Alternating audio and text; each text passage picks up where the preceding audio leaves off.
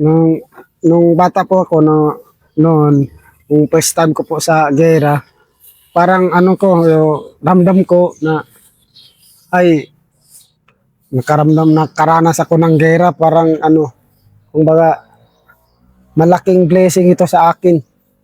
Nung Bakit, first time ko bakit, kasi, sige nga, bakit blessing sa'yo yung gera? kasi, Dahil sa indoctrination nyo. dahil sa tinuturo sa amin, pag makaranas ka ng gera, parang, sabi niya, diyan kayo humihingi kasi diyan, kumbaga, madaling, kumbaga, makikinig yung Panginoon sa iyo sa panahon na sa gera. Iyon yung kwan talaga nyo. Opo. Kaya kayo matapang sa gera?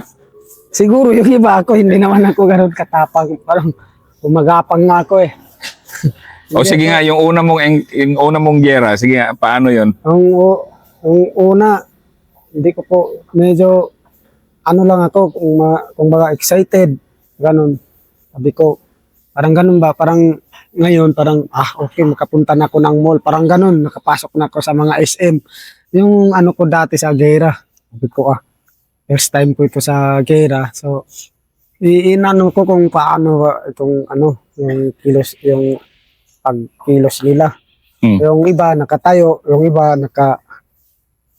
nakagapang. So ako gumagapang po ako.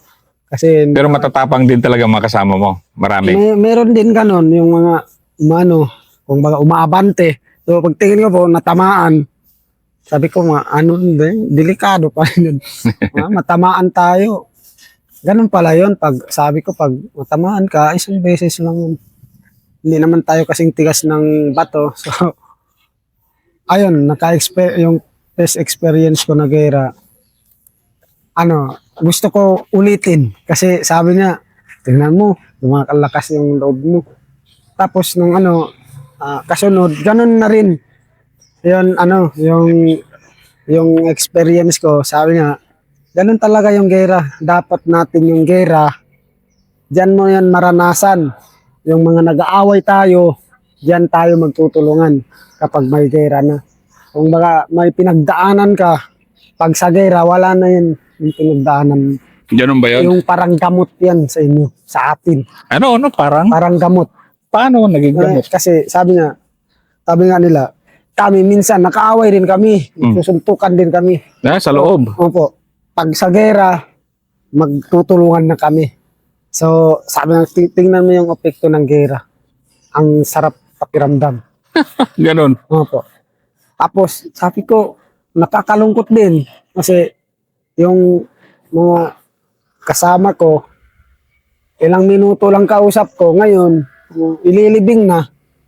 Minsan, naiiwan na rin. So, nalulungkot din ako. Yung unang kaibigan mo na namatay, anong naramdaman mo nun?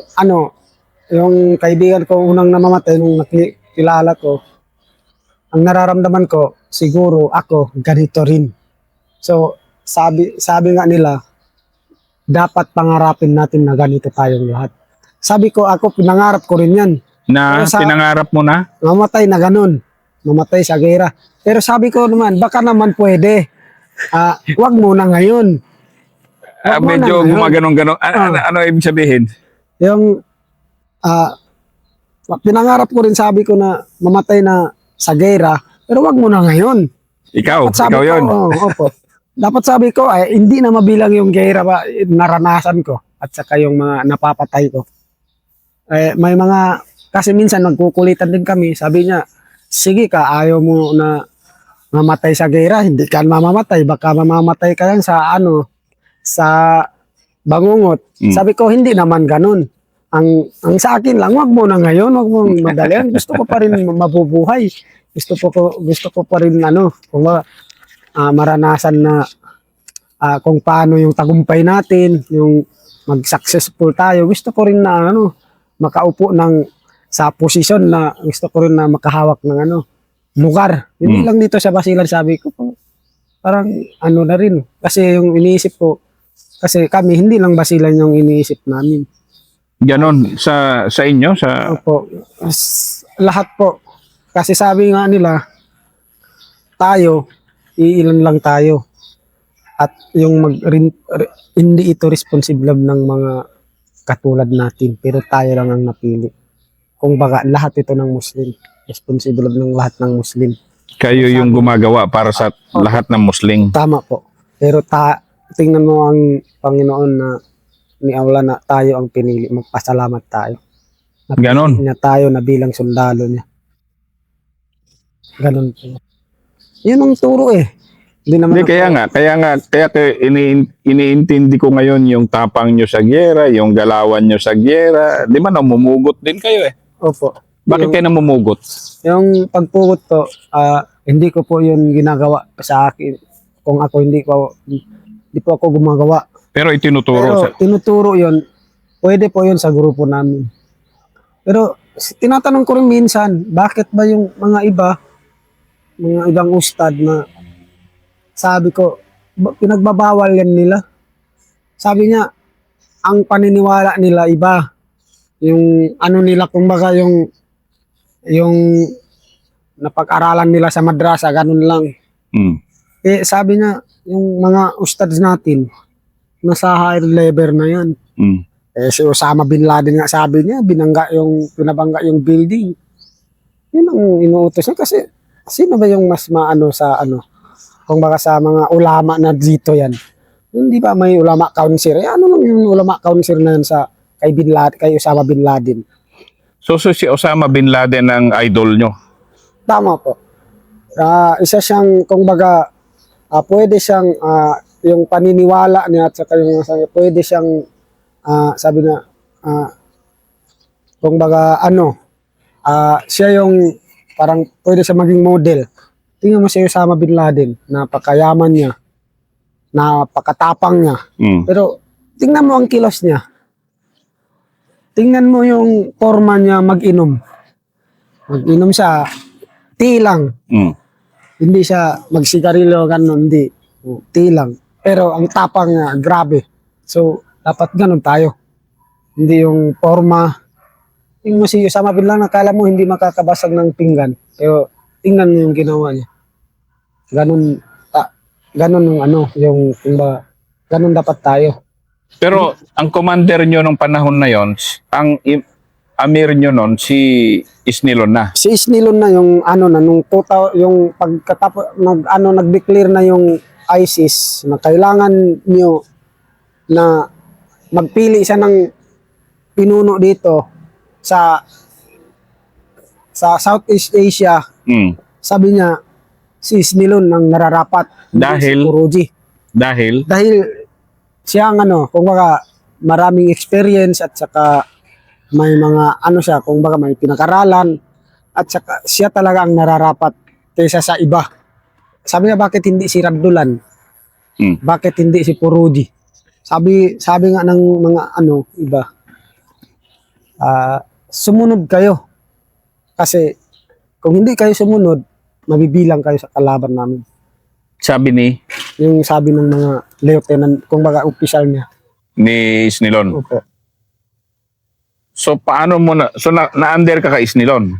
Na-under na po ako kay Isnilon. So ano naman ang galawan ni Isnilon bilang leader nyo nun? Parang, parang babasa lang ng Quran. Ang ko lang, yung mga anak niya, mababait din, magkisama din sa amin. Saka, nung under niya ako, parang na talaga. Kung talaga kami, hindi kami pwede matakot. Hindi ko naman matiis. Kasi matatakot talaga ako. Batang-bata ka eh. Saka, pinipilit din ako na gawin mo to para hindi ka matakot. Tapat. Kasi, nung panahon na na gera, may ayaw ko yung pumunta doon, ayaw na namin, so pinipilit talaga kami. So yung mga matatapang na bata na ayaw na. Sa Angyera yung... Doon po sa Baguindan. Kasi 3 buwan po. Baguindan? Opo, 3 buwan po doon kami sa may bundok-bundok kami. So 3 buwan kami tinira. Sige nga, ikwento mo nga yung episode ng buhay mo na yon, yung Baguindan nyo, yung... Nung umpisa po, lahat po ng Kumbaga, yung bundok, may tao sa kanila. Tao Amin, ng yung may tao dito. Abu Bali Sayyaf? apat na may tawan, may doon kami naka-assign Mm. sa bundok, sa taas. Mm. So bali apat siya. Mm. So ako gusto ko sa baba, sabi niya hindi, dito kayo kasi sabi na kumbaga nagsanib puwersa na yun kasi grupo ni Purudi at saka si Isnilon. Mm. So hindi na pwede si Isnilon na kilalanin yung leader, si Isnilon na hindi na si Purudi. So sabi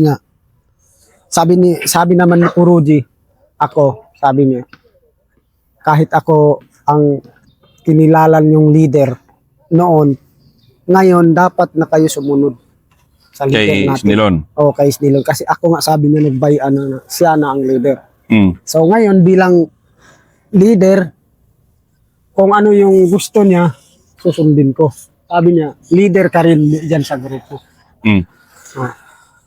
Tapos sabi niya ako leader sa taas, mas may by position na. Mm. So na siya ng tao. Kumbaga nag-jumble na yung tao nila, nagsama na. Iba-ibang gawahe niya, mga tausog, mga iyakan, Bakit si Purudi tausog? iyakan po. Iyakan. Siyamal. So talagang nakita mo yung pag-join ng Opo. Kasi mag-join na po, tapos lahat ng pumupunta dito yung mga taga Sambuanga pumupunta na diyan. Na yan agad, kung sumumpa na yan agad, magbayan na agad. Sumunod kayo. Tapos nag-arrange na ng tao doon sila sa Bagindan. Yung mga bundok, binibidyo na yung mga bundok saan kami naka-assign. So ako ina-assign na ako doon sa bundok, malapit lang sa Bagindan. So yun yung mga kampo nyo na. Yun yung mga kampo nyo na. Opo.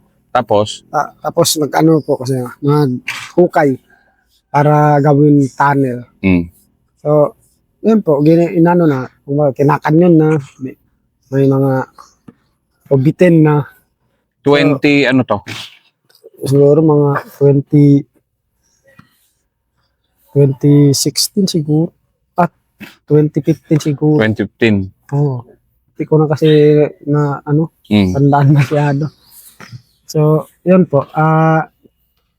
Marami na pong marami ng sundalo diyan sa baba. So, kami, tinitira na lang kami sa bundok. So anong kuan mo nun? Takot ka? Opo, gusto ko na, mag-withdraw na lang tayo. Kasi, marami yung mamatay. So, hindi tayo papasokin ng mga sundalo. Parang, kung pumupunta rito, mga bala lang. Wala tayong laban dito. Ayaw nila, sabi niya, ito na yung sinasabi niyong sumpaan na dapat sumunod kayo sa hirap at ginhawa. So, ito na yun. So talaga yun. Opo. Tapos, Mahirap ba na panahon yun sa'yo? Para Opo. sa'yo?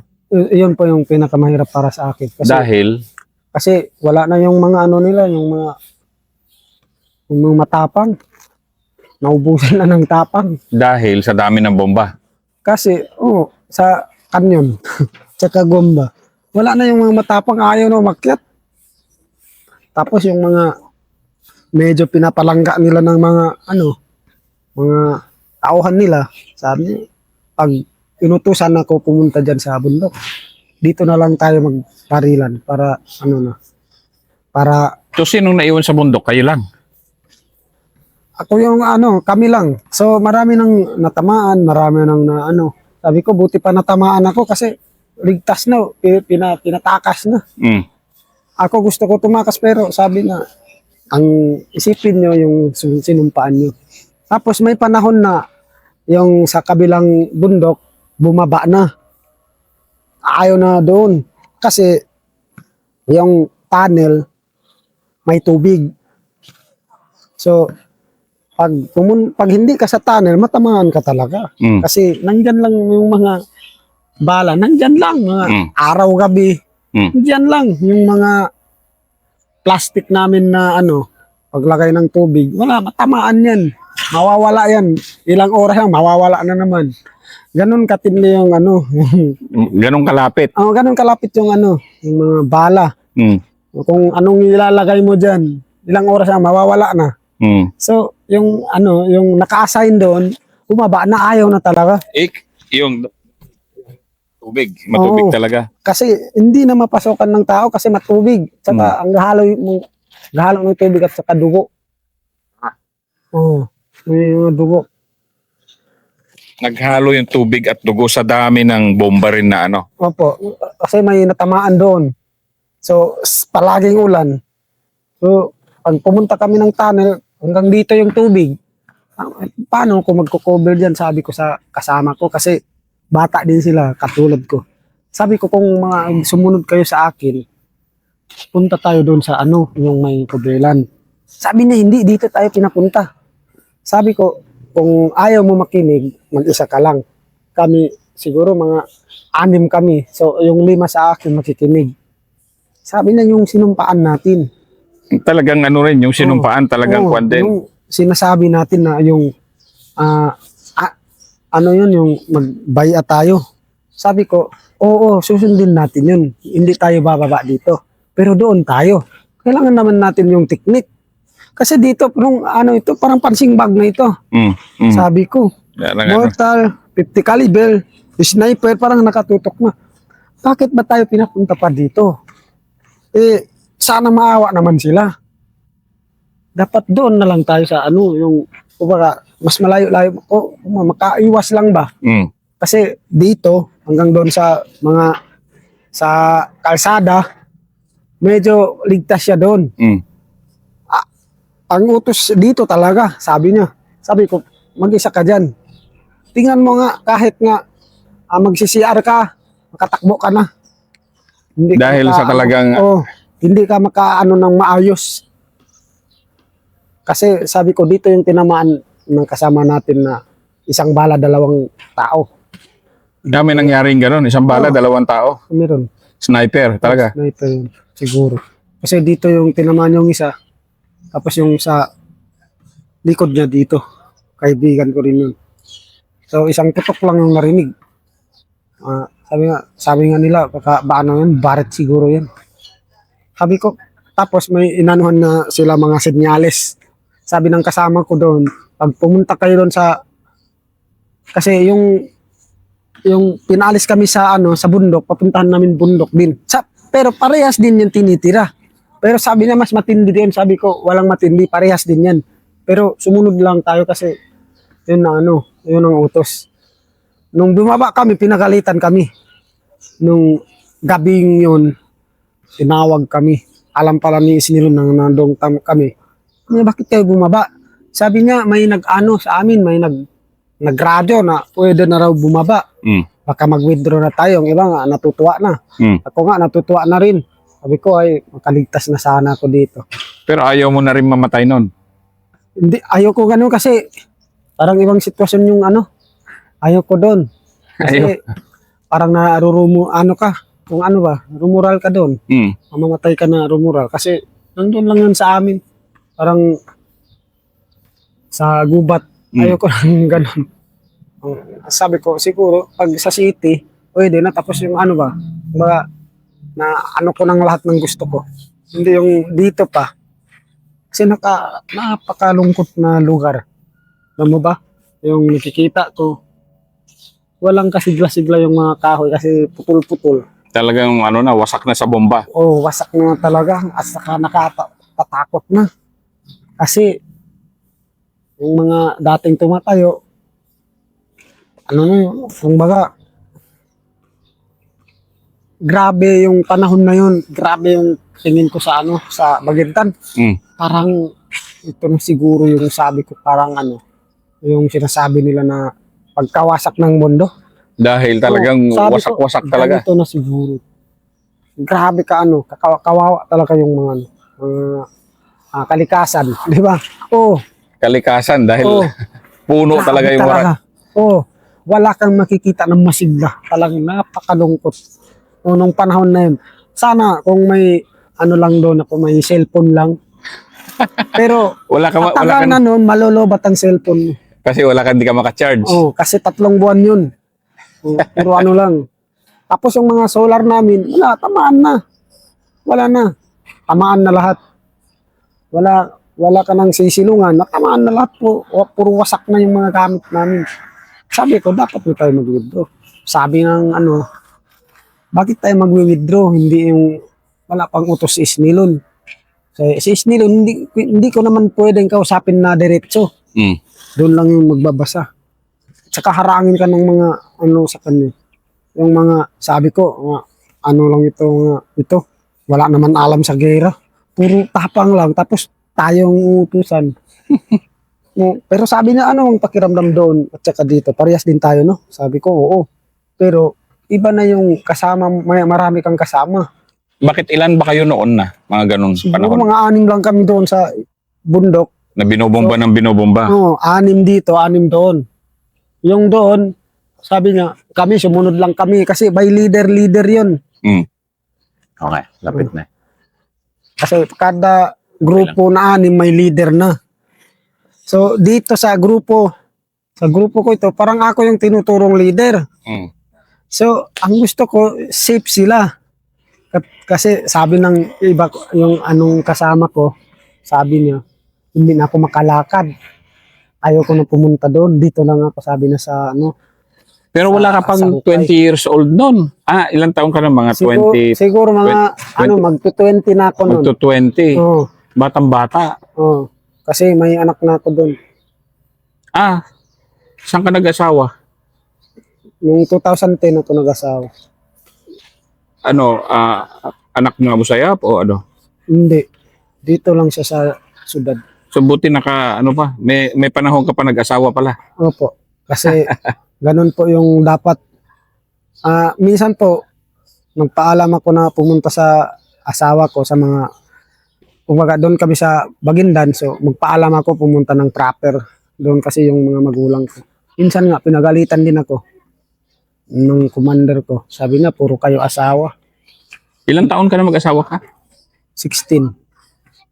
Sabi niya, puro kayo asawa yung natupag nyo. Hindi naman kayo dito tumutulong na kahit magkahoy, humahanap ng kahoy lang. Kasi sabi niya, puro kayo asawa, hindi naman ang purpose natin. Magpaalam kayo ng paalam, pupunta lang sa asawa niyo, hindi kayo makakatulong dito. Sabi niya, ang laki ng responsibilidad ko. Walang tutulong. Kayo, paalam lang ng paalam. Ikaw, sabi niya, ilang beses na. Sabi ko, nung nagalit talaga yon. Tapos ako, umiiyak ako. Gusto ko nang umalis, pero saan ako pupunta? Ang mga panahon na yun. Yun ang problema mo noon. Hindi, uwi ka sa bahay nyo, hindi na pwede.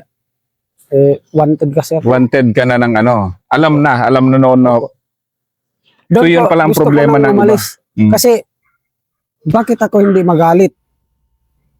Pinagalitan ako, isa lang asawa ko. Sila 4. Hindi man ako nagreklamo. Kayo, asawa lang ko nag-asawa. Ako, isa lang, magpaalam ako. Sabi niya, asawa lang. Parang ano ba? Kumbaga, wala kayong silbi. Walang ano? Parang sinabi niya, wala kayong silbi. Puro kayo asawa. Asawa yung ano.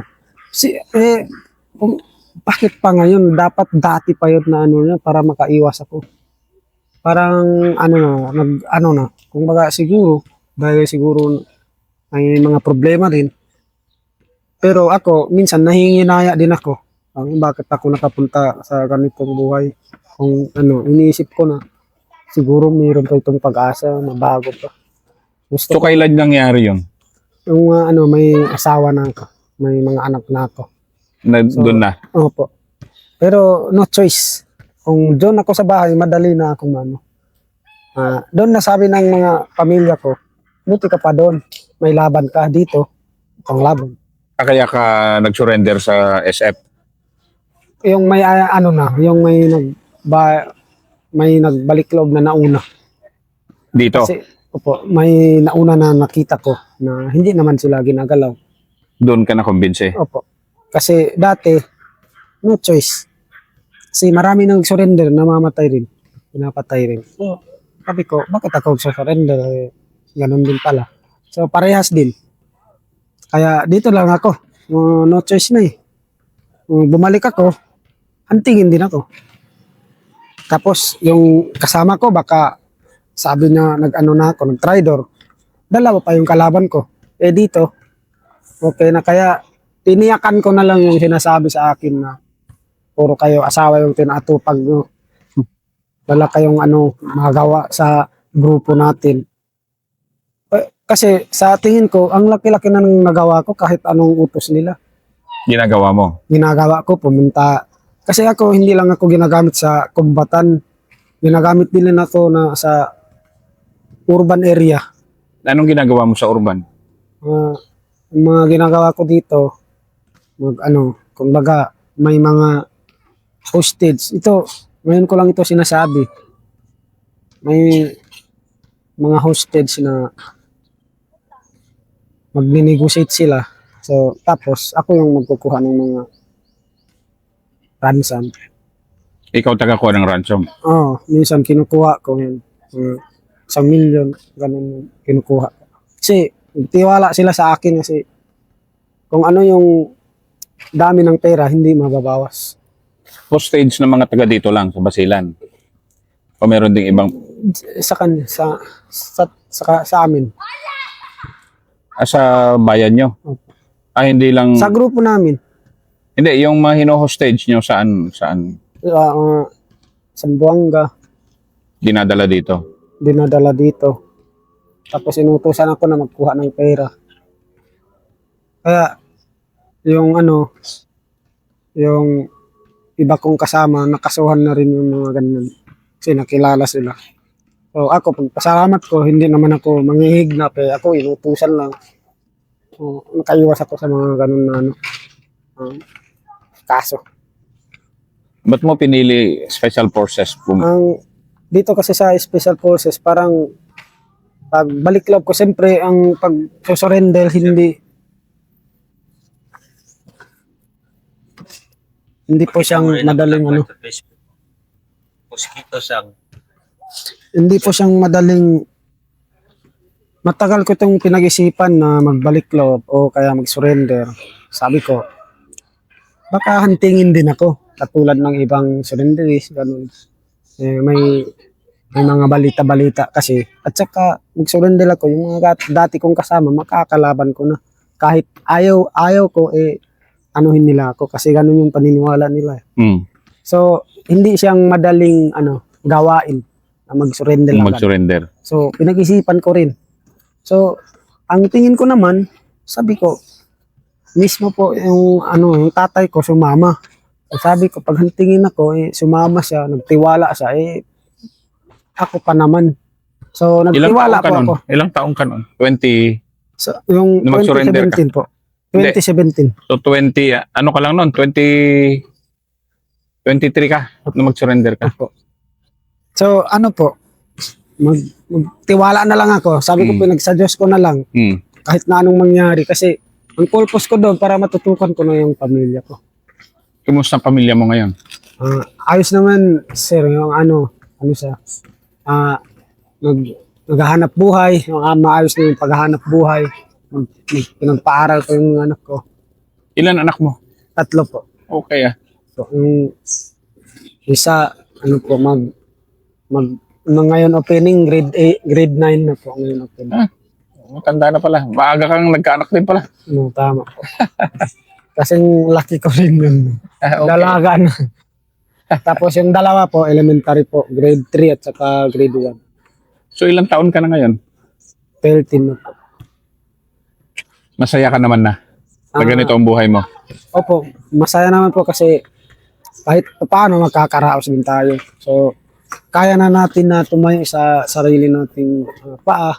So, naranasan ko na yung pinapangarap ko dati na maging kumbaga, ako naman yung magpaplano para sa amin. Hindi yung pinagplanuhan ka ng leader mo o kasama mo para sa'yo. So, ngayon, yung sarili kong desisyon mismo yung masusunod na nasa tama naman yung paghahanap buhay. Yung ganun po. Maraming salamat, Mar. Thank you po, sir.